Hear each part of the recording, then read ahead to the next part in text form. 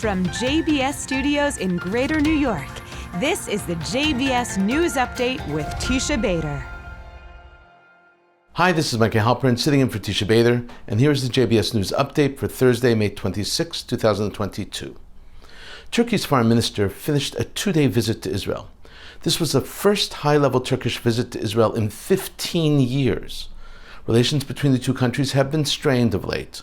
While in Israel, the Turkish foreign minister, Mevlut Cavusoglu, met with Israeli leadership, and he also met with the Palestinian leadership.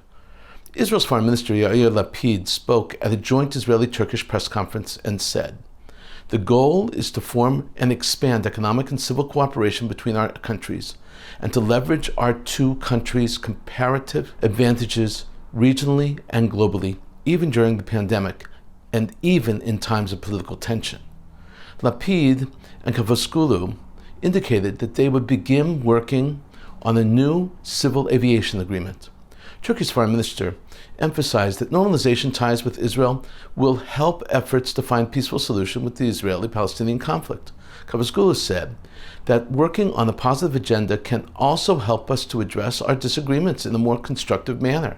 And then he added, communications between President Recep Tayyip Erdogan and his Israeli counterpart helped calm tensions between Israel and the Palestinians in Jerusalem during Ramadan. Lapid agreed with Cavusoglu, and he said that the two countries have always known how to return to dialogue and cooperation. The U.S. Treasury Department issued new sanctions against the list of Iranian, Turkish, Russian, Chinese, Emirati, and Lebanese citizens and entities that it said were linked to oil smuggling network that provided funds to the Islamic Revolutionary Guard Corps, the IRGC, and Hezbollah.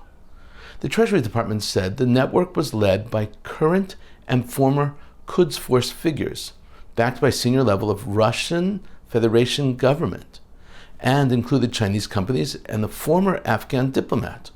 According to the Treasury, this network had raised hundreds of millions of dollars for Iran's Quds Force and Tehran's Lebanese allies, Hezbollah, and helped Tehran support proxy militant groups.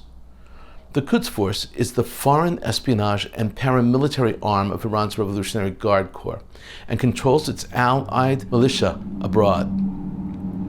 The Biden administration has been engaged in indirect talks to restart the 2015 deal former President Donald Trump had abandoned, under which world powers lifted international financial sanctions on Tehran in return for curbs on its nuclear program.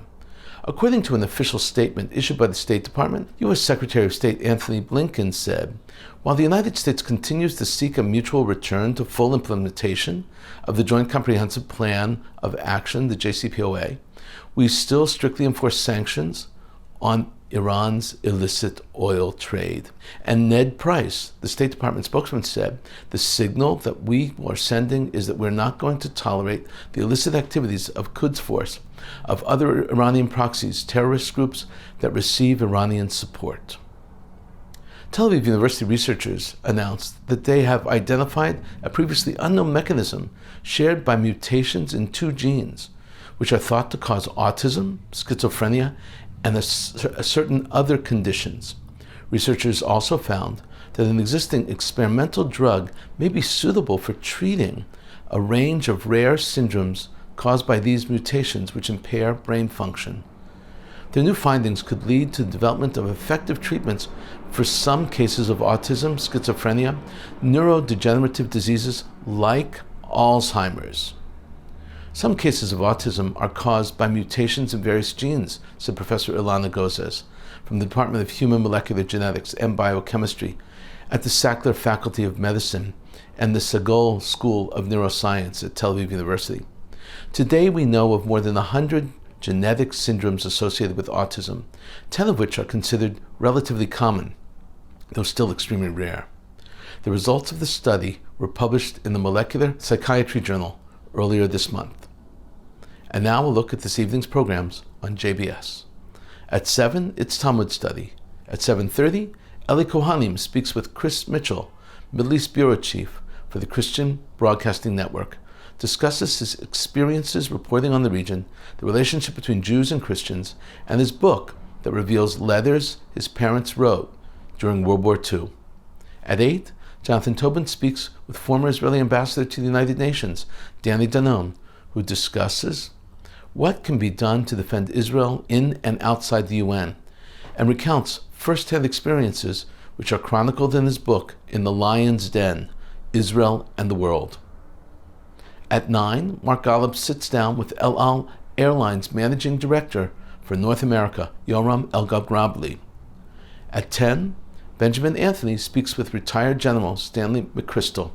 And coming up next, it's Good Week Israel. This is Micah Halpern and the JBS News Update. Tomorrow, Tisha will be back. I want to thank you for letting me share the news with you, and I want to wish everyone a good evening.